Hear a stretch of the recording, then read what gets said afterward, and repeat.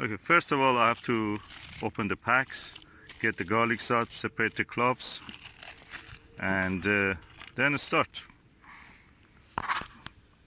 Okay, this is the bulb of the Carcassonne white garlic. It's from the Isle of Wight, I suppose, but originally probably from France. Quite large bulb. And now I'm going to separate the cloves. When you separate the cloves, you must be careful, don't damage the root plate, which is at this area. You just, with your nail, with your fingers, tease them out, and you can see the bulbs, the cloves are coming out. Now the cloves have been separated. This is what I mean by root plate in the garlic. You should not damage that. If you cut this, the garlic will not grow.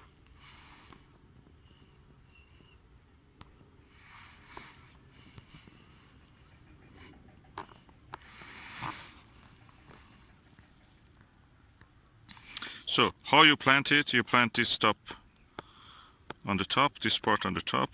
This root plate should be downward. I'll show you. Okay, this is the bulb of the Carcassonne white, and this is the way you put it. You put it like that, and then you cover it. I will add a little bit fish and bone and blood. Fish blood and bone, and then I will cover it. Okay, you can just cover it with your hand. And the garlic will grow after this. You can water it immediately if you want. So there will be good contact between the garlic clove and the soil. I will also plant the rest of the bulbs that I have here. This Carcassonne white, like that again. Each bulb gave me one already I planted, 2, 3, 4, 5, 6, 7, 8, 9, 10, 11. 11 cloves. That means probably I will have 11 bulbs, hopefully. Let's go and do it. Now let's open the early purple white garlic. There's one bulb here, and I will open it and show you. The bulb of the early purple white garlic, and how you crack it, how you open the bulb and separate the cloves. You tease gently the garlic by using your finger, tip of your finger. It's better to use 2 hands, so I'm using 2 hands. I have to cut this video now short. Yeah, you open it like that. The only thing you have to do is to be careful that you plant the garlic. Don't damage first this root plate again. This is the root plate, and plant it like that. So this part will be on the top, this part will be on the bottom. I use the dibber to dig the holes I want. I put a little bit of the fish blood and bone in it, so because it's between vegetable rows, I want to give them a little bit nutrients so they don't compete with each other for that. Okay, I have now with the dibber made a hole. I'll put it at the bottom of the hole, and I will put some fish blood and bone in it. Okay, this is now done. I just cover it with my finger. I don't need anything more than that. And in this way, because the plants will grow around the garlic, the rows of the plants will actually shade this area in the middle. The weeds will not grow, but hopefully the garlic can push through the soil and through all that foliage and come out. I will do the rest of it for this early purple white also. I saw them in this row here.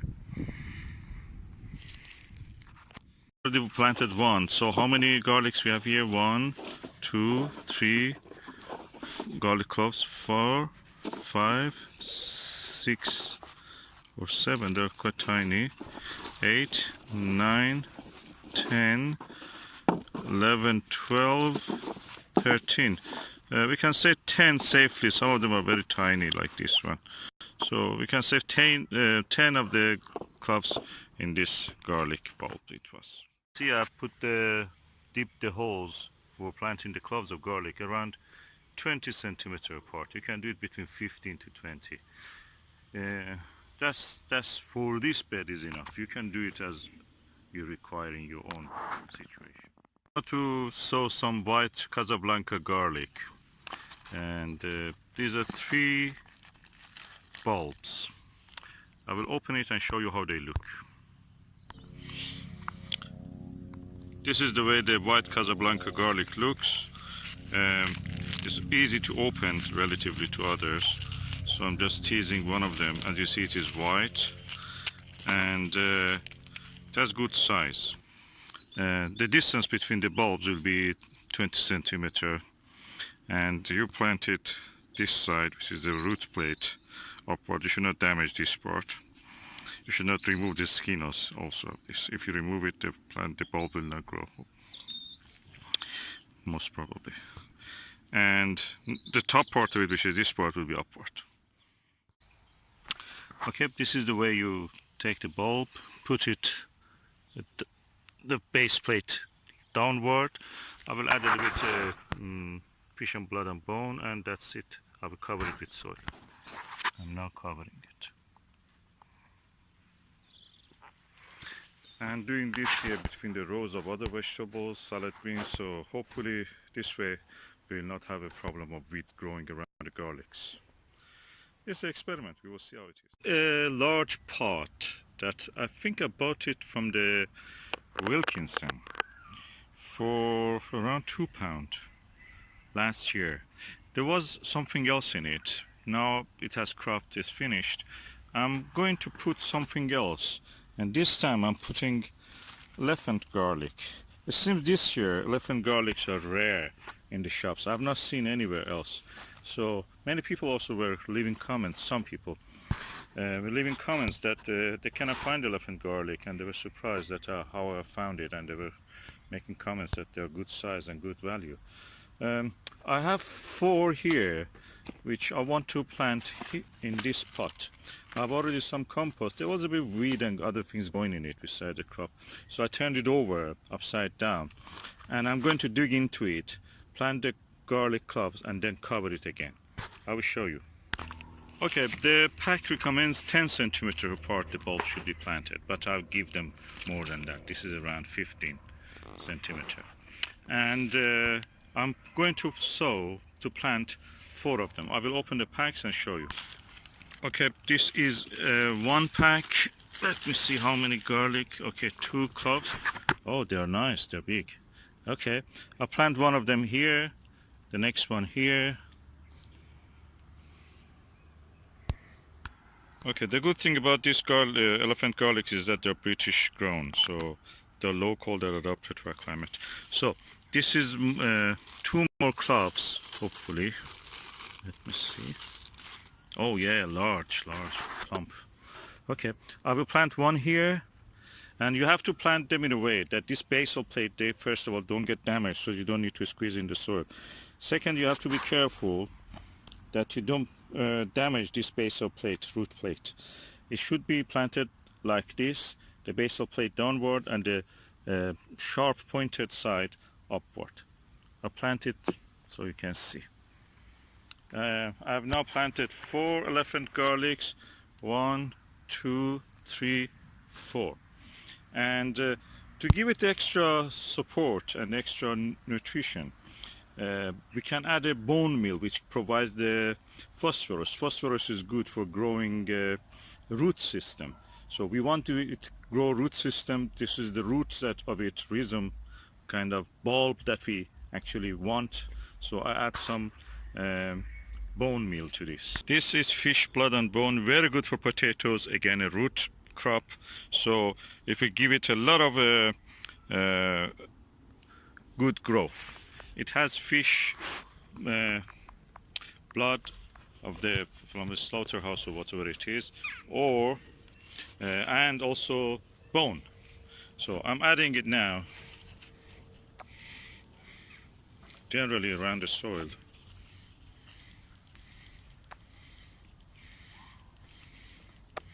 and it should be buried the size of itself under the soil.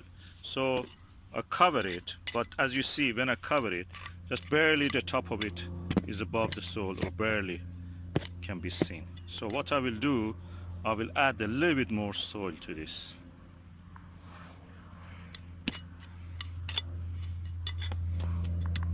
To make sure the plants are covered. Okay, I have some soil here, and I will spread it over the pot where the bulbs are planted, and I will continue until this reaches this level. Okay, I've now covered it. One point I want to say that this takes a while. This will be from where we are now in October. May, June next year I will be able to harvest anything from this pot. So until then I can grow something which doesn't have very deep root system, like lettuces, or something very quick like radishes. So I will try to use this pot for that.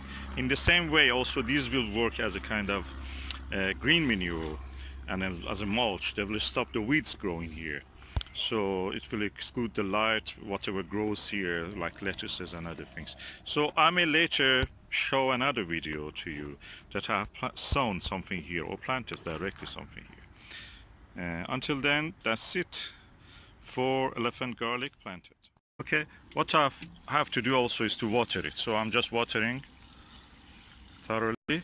I've already drilled some holes at the bottom of it, so it will not get waterlogged. About 1 centimeter above the level of the bottom of the pot. So all the time there is 1 centimeter of water at the bottom of it. Excess of that will be drained by those holes that I have drilled.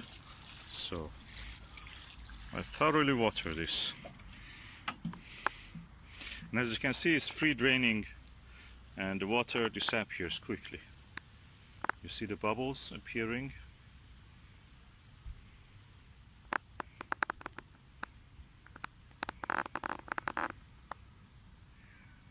The water gone. So that's what we want, light soil. Every year that I plant my garlic cloves, they end up in a bed. They grow a little bit. During the midwinter, you see that they're covered in weeds. Of course, we try to remove the weeds, but that's not enough. So what I'm doing this year is that to plant them between the rows of vegetables, salad greens for winter that I'm growing. For example, here we have some lovely spinach in one drill, and we have here some rocket, red-veined rocket.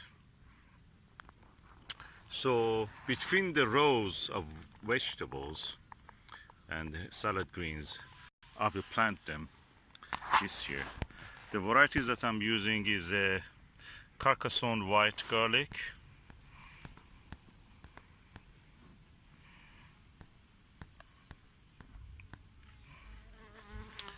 one early purple white garlic, and white Casablanca garlic. And I will plant them between the rows. And because this is already having some vegetables in it, the goodness is being shared with all of them. In each hole that I dip with a dipper, I will add a little bit blood and fish and blood and bone mixture. So hoping that it will give it a little bit better localized energy, nutrients. Let's go on. Okay, today is the 1st of October, and I've decided to plant our elephant garlics. I will open them and show you. Elephant garlic is a family, is not actually a garlic, it's from a family of leek. We should call him actually bulbing leek, or bulb leek, and that's what we will be more close to the reality, the truth. They are very large bulbs, cloves, As you can see, the bulb will be this size, hopefully. I'm sowing them here between these rows of the vegetables. Salad greens for winter. Okay, I have 6 bulbs here. This vegetable is what is actually in some regions of the world is called musir. They mix it with yogurt, and it's very nice when you mix it with yogurt, slicing it or grating it and mixing it with yogurt. It really gives a nice garlicky taste to the mild garlicky taste to the yogurt without actually giving that smell of the yogurt. Some people don't like it. So let us sow it. Use a dibber, which is this tool, handle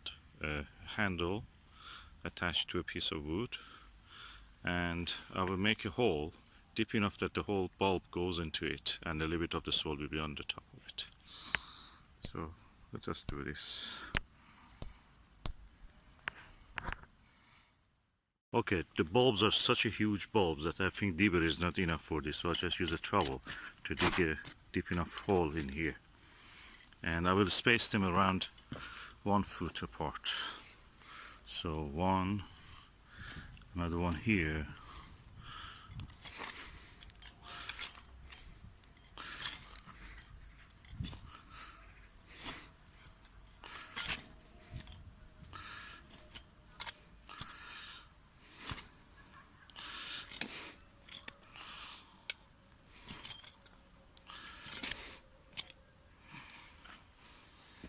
the third one I dig here, the hole for planting. So in 2 rows I plant these bulbs. I will do another 3 in this drill, which is here under my feet. Okay, I have decided to put actually 3 rows here and 3 holes here and 2 here. So the maximum distance between this bulb and the next one, and then between this and the next one here, and between there and the next one here, and between this and the next one there. And one extra bulb will be planted somewhere else. I'll put the bulbs like this. The lower part, which is here, the base plate, root plate, should be downward, and the top part, which is here, should face upward. I'll put it like that in the soil. I'll put another one here. It's better not big stones be around there. And I will continue with all the others. Okay, I've now planted the bulbs. 5 elephant garlic bulbs. Each bulb probably a clove. Each clove will give you a bulb hopefully, and each one of them at least have 5 cloves. That means I will have 25 cloves next year. I will eat again some of them, and then the rest of it can be used as a seed. That one extra one which is here, I will plant it somewhere else. I've sown the 5 bulbs and covered them. I planted them and they're now covered. I will water them now. Okay, I have now a watering can with rose attached to it, a fine rose, and I'll water the bulbs thoroughly. And as the cold gets more and we go through the season, it gets cold, they will germinate, and you will see the first leaves appearing on the soil.